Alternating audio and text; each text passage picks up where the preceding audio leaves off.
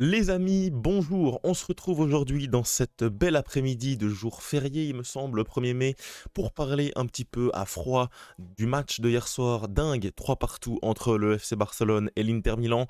On va revenir sur plusieurs points, j'ai une petite liste sous les yeux de plusieurs sujets que j'aimerais évoquer, notamment le manque des deux absents, Baldé et Lewandowski, comment faire sans Jules Koundé qui devrait être absent, et bien sûr comment limiter l'Inter offensivement, parce qu'on a quand même subi 3 buts en 3 tirs cadrés, c'est quand même compliqué. Et bien sûr, on va également évoquer l'absence de Lautaro Martinez qui devrait louper le match retour. Et on va également parler rapidement du match de ce week-end, comment gérer l'effectif, comment gérer le temps de jeu.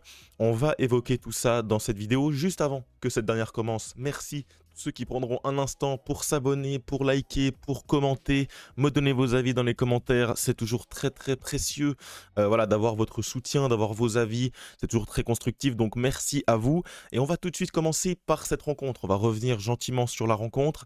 Et bien sûr, le manque terrible de compensation à gauche, parce que le match a tellement tourné du côté droit, du côté de Lamine Yamal qui a été en feu absolu. Et c'est là où on se rend compte quand même du manque d'un Alejandro Balde, pardon, parce qu'à gauche, on n'avait absolument aucun danger, aucune création de danger, aucune prise de profondeur. C'était vraiment très compliqué. Rafinha fait pas en plus un match complètement dingue, donc il était beaucoup plus intéressé par l'axe, ou voilà, l'espace entre Bissek et Acerbi, donc dans l'axe légèrement à gauche. Finalement, à gauche, on n'est quasiment pas passé. Il n'y a quasiment eu aucun jeu de combinaison, aucun jeu 1-2, un jeu de triangle du côté gauche. C'était quasiment un côté qui était mort. Et c'est là que moi ça me dérange, parce que dans une attaque de l'Inter qui était submergée à droite, où vraiment il concentrait énormément de force sur la droite, on aurait pu et on aurait dû voilà, on aurait dû profiter de cette position à droite pour également pouvoir faire mal à gauche et obliger l'Inter à défendre de manière uniforme sur les deux côtés. Malheureusement, ça n'a pas été le cas, et étant donné que ça n'a pas été le cas, on a quand même réussi à mettre 3 buts. Donc je me réjouis vraiment du retour de Baldé pour pouvoir attaquer des deux côtés de manière, voilà, de manière uniforme, parce que Baldé, on l'oublie énormément, au-delà d'être un joueur qui va vite, qui est capable de rattraper des courses, parce qu'on va parler de l'aspect défensif également. Là, je me concentre sur l'offensif. Sur l'offensif, Baldé, c'est quelqu'un qui est capable de déborder, de centrer depuis la ligne de fond, de faire des centres, voilà, de rentrer dans l'axe, de déborder derrière Rafinha. C'est quelqu'un qui nous amène énormément de profondeur, beaucoup de courses, beaucoup d'appels. Techniquement, il est capable de faire des 1, des 1-2, avec par exemple un Pedri à l'intérieur, un De Jong. Il apporte énormément plus, c'est une galaxie d'écart avec Gérard Martin. Gérard Martin qui est finalement un handicap, puisque voilà, c'est un élément qui est mis ici. On peut pas passer par lui, on peut pas l'impliquer dans les mouvements d'équipe. Donc finalement, on est vraiment handicapé par Gérard Martin, tant offensivement, on en a dit, mais également défensivement. Parce que dès les premières minutes, dès la passe de Barella pour Dumfries dans le dos de cette défense, je me suis dit, oulala, on va être en énorme difficulté, parce que Dumfries fait un match énorme, 2 buts, une passe décisive, il nous a clairement soulevé. Mais il nous a soulevé pourquoi? Parce qu'en face de lui, il y avait Gérard Martin, qui était vraiment trop faible. Il était trop faible, il n'était pas là, tant dans la vitesse, tant dans le physique, dans l'impact, dans la qualité technique, tout simplement. Parce que bon, Dumfries, un excellent joueur, mais il n'est pas non plus réputé pour son brin technique, il est beaucoup plus réputé pour sa capacité à répéter les efforts, sa capacité physique, à en mettre avec son adversaire, et clairement, il a bouffé Gérard Martin sur l'entièreté de la première mi-temps. C'est là qu'un Alejandro Balde, bah, franchement, c'est un meilleur joueur défensivement également que Gérard Martin. Parce que défensivement, Gérard Martin s'est fait ouvrir par cette équipe de l'Inter, j'espère. Et apparemment, les premiers sons de cloche seraient positifs par rapport à un retour dans le groupe de Baldé déjà cette semaine contre Valladolid. On va l'évoquer lors de la section où je vais parler du match de ce week-end. Pourquoi pas lui donner quelques minutes pour se mettre en jambes. Voilà, ça c'était pour le point Baldé. Pour le point Lewandowski, alors Ferran Torres fait un bien meilleur intérim que Gérard Martin le fait, ça c'est clair. Ferran Torres, gros respect, il met un but qui est quand même important. Même dans l'activité, alors il loupe quelques frappes, il loupe une ou deux frappes en première mi-temps, une qui tire à côté en tout début de match, etc. Donc le match de Ferran Torres n'est pas non plus exceptionnel. Même en deuxième mi-temps, je trouve qu'il pèse assez peu, il a finalement assez disparu dans la rencontre. Et c'est là qu'un Lewandowski, pour moi, aurait été extrêmement précieux. Parce qu'avec un Lamine Yamal, dans ces conditions-là, dans cette folie de hier soir, qui était prêt à centrer, à faire des différences, des centres en retrait, moi, c'est là où j'ai vraiment ressenti le manque d'un point d'appui, d'un élément all-time de la tête, qu'est Lewandowski. Franchement, je pense que Lewandowski aurait pu faire énormément de mal dans cette défense, parce que finalement, Milan ils étaient dans un bloc médian en deuxième mi-temps, dans un bloc bas en première mi-temps. Lewandowski, face à des blocs bas, en fait, il est très important.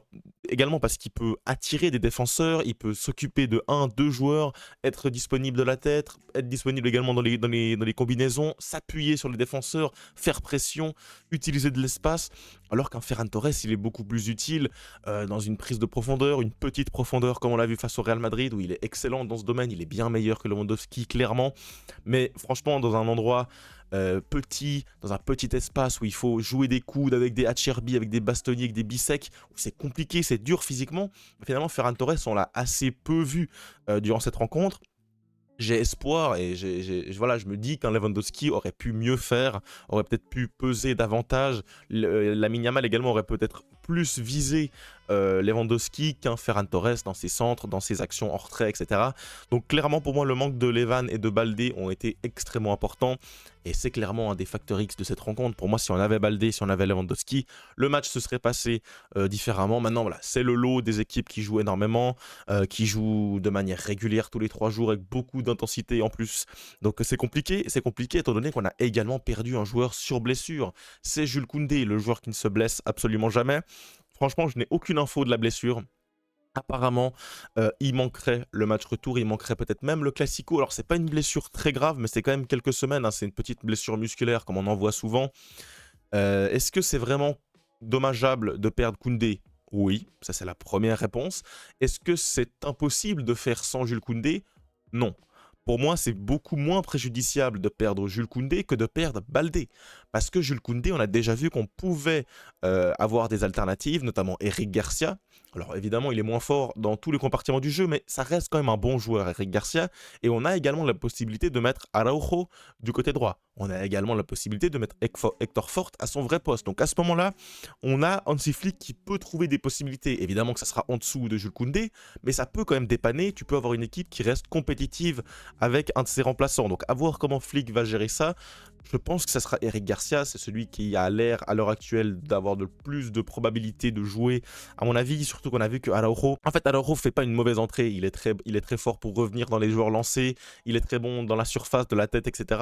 Maintenant, la relation préférentielle Lamine Yamal, Koubarsi à droite, pour moi, elle est tellement importante que, en fait, je me demande vraiment comment Hansi Flick va faire. Qui est-ce qu'il va mettre à gauche? Si Baldé est de retour, pour moi, ça sera Baldé, Inigo Martinez, Koubarsi, parce que cette défense centrale, elle est tellement importante défensivement, dans la ligne du hors-jeu, dans le pressing, dans la relance, parce que Koubarsi, droitier pour Lamine Yamal à droite, c'est ça qui fait extrêmement mal à l'Inter en première mi-temps. Étant donné que tu as Araujo, qui est beaucoup moins complet au niveau de la passe, au niveau de la relance, pour trouver un joueur comme Lamine Yamal, c'est beaucoup plus compliqué, et ça a également tendu vers cette deuxième mi-temps, on a moins vu Lamine Yamal. Également, il y avait la fatigue, etc., mais on l'a quand même moins vu, et pour moi, Araujo est beaucoup concerné par rapport à cette activité de Lamine Yamal ou non, clairement. Bon, on a parlé des absents. Rapidement, un petit mot sur Lautaro Martinez, qui pour moi fait pas une bonne mi-temps. Du reste, je le vois pas tellement. Franchement, j'ai même pas l'impression qu'il était sur le terrain. J'ai même pas vu qu'il était sorti. Parce que voilà, je me suis un peu bougé pendant la mi-temps, etc. J'avais même pas vu que Lautaro était sorti. Et c'est tout d'un coup, je vois Taremi. Waouh. Donc Lautaro Martinez fait un mauvais match. Clairement, il est absent, je le vois pas. Maintenant, bah, sur le papier, c'est quand même le meilleur offensif de cette équipe. C'était le capitaine normalement. Donc franchement, c'est quand même un absent de marque. Devant, voilà, tous les suiveurs de l'Inter, moi qui regarde pas tous les matchs clairement, mais qui regarde quand même un nombre de matchs assez conséquent de l'Inter Milan, clairement, Martinez et Thuram, ce sont les deux titulaires, mais alors indiscutables. Les deux en dessous, donc Taremi et Correa, ils sont nettement en dessous. Tu peux même ajouter Arnautovic. Apparemment, c'est calamiteux. Donc, heureusement, j'ai envie de dire pour nous que, alors oui, il n'y aura pas Lewandowski, mais il n'y aura pas non plus Lautaro Martinez, qui est quand même une pièce essentielle. C'est lui qui renverse la situation face au Bayern, c'est lui qui met un but magnifique à l'Allianz Arena. C'est quand même un joueur très très important. Il restait sur 5 buts en 5 matchs de LDC. Il ne sera pas là au match retour et il a manqué également la deuxième mi-temps du match aller. Donc c'est également un élément très important à prendre en compte. Le deuxième élément que je voulais aborder durant cette vidéo, c'est le match de ce week-end. Vous le savez, le Barça joue Valladolid ce samedi à 21h. Valladolid, la pire équipe de Liga, est de très très loin. Ils sont déjà relégués, ils sont vraiment distancés au classement. Voilà, leur saison est terminée. Maintenant, ils ont un match de prestige face au Barça. Un Barça fatigué, un Barça épuisé qui enchaîne les rencontres. Clairement, j'attends de Hansi Flick un énorme turnover. Alors, est-ce que tous les titulaires de l'Inter Milan doivent être sur le banc? Je ne sais pas. Mais pour moi, j'attends Lamine Yamal sur le banc, Rafinha sur le banc, Pedri sur le banc, Dani Olmo ou Fermin Lopez, celui qui pense qu'il va jouer, celui qu'Hansi Flick va choisir pour le match retour, sur le banc, De Jong sur le banc, Koubarsi sur le banc, Inigo Martinez sur le banc, et Baldé qui rentre en jeu. Je veux voir du temps de jeu de Baldé, je veux qu'il rentre 15, 20, 30 minutes pour qu'il se mette en jambes, et même tu peux imaginer un Iñaki Peña ou même un Ter Stegen dans les cages, pourquoi pas, lui qui est déjà apte, pourquoi pas le faire jouer sur ce genre de match. Clairement, ça va être un match très important parce que la situation en Liga, on la connaît. On n'a que 4 points d'avance. Le Real Madrid a plus que ça à jouer. Ils vont la jouer à fond, ça c'est clair. Donc il faut quand même gagner ce match. C'est quand même un match important.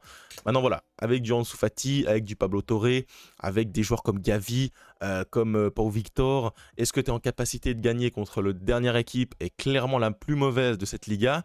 Je pense que oui. Je pense que tu peux être en capacité de gagner.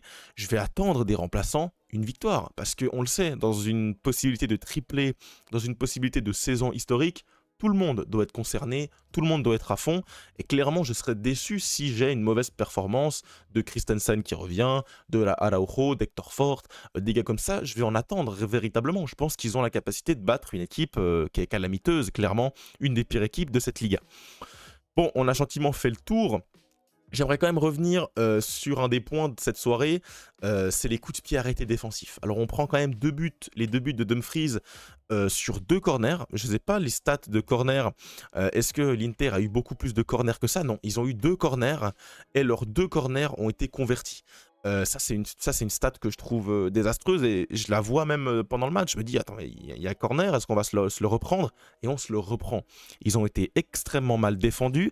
Alors, je ne sais pas si c'est réellement d'accord avec Flick que ce soit Olmo qui défende sur Dumfries.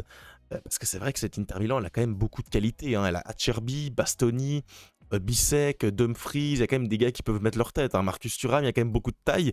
C'est vrai que du côté du Barça, t'es quand même vachement limité. Tu comptes beaucoup sur Araujo, tu comptes normalement énormément sur Robert Lewandowski. Ça, c'est également une énorme perte. Sur les coups de pied arrêtés défensifs, Lewandowski, c'est quasiment à chaque fois lui qui repousse le ballon. Donc sans lui, bah, on a vu énormément de difficultés du Barça à sortir les ballons sur corner.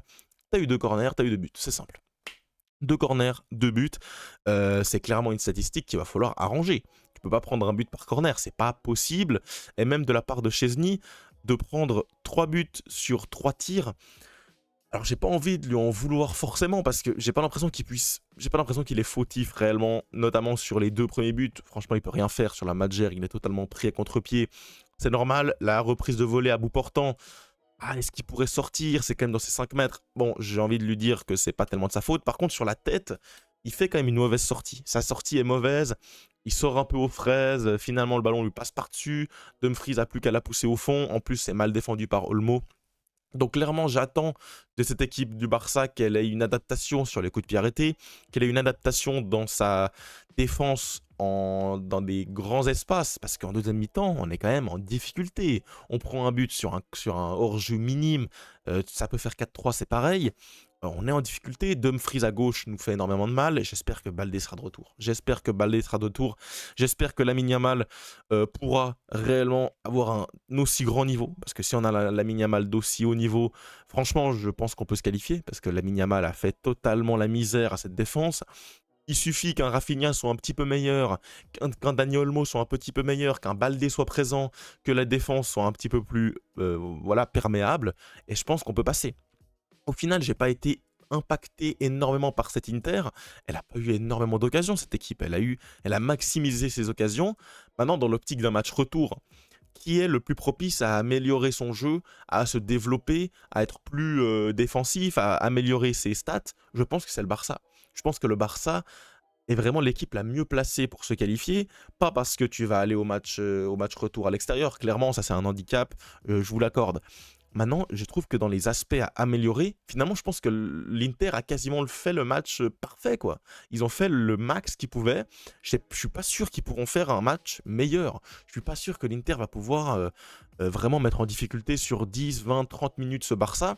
Alors que le Barça, franchement, bah, finalement, on peut avoir des regrets. On peut avoir des regrets 3 tirs, 3 buts. On peut avoir des regrets sur 3 tirs cadrés, pardon. On peut avoir des regrets sur 2 corners, 2 buts. On peut avoir des regrets sur les occasions qui sont manquées, les 2 barres de Lamine Yamal, une occasion manquée de Dani Olmo entrée de surface. Voilà, franchement, j'ai plus l'impression que le Barça peut s'améliorer, alors que l'Inter, je demande à voir. Sans Lautaro Martinez, avec une équipe qui doit quand même jouer la Serie A également. Je ne sais pas. Je ne sais pas ce que ça va se donner au match retour. En tout cas, bien sûr, on sera là sur la chaîne pour faire un petit prono. Je vous avoue que j'ai pas du tout pensé encore à ça, donc je vais devoir m'y plonger lors des prochains jours. Et nous, on se retrouve très vite parce que ça arrive quand même assez rapidement. C'est déjà mardi. Déjà mardi, bien sûr, samedi, le match en Liga. Et mardi soir, le match de Ligue des Champions. Mercredi, ça sera PSG Arsenal. Les amis, c'est tout pour cette vidéo. J'espère qu'elle vous aura plu. Si c'est le cas, bien sûr, n'hésitez pas à me donner vos avis dans les commentaires. C'est très important. On a parlé de beaucoup de sujets.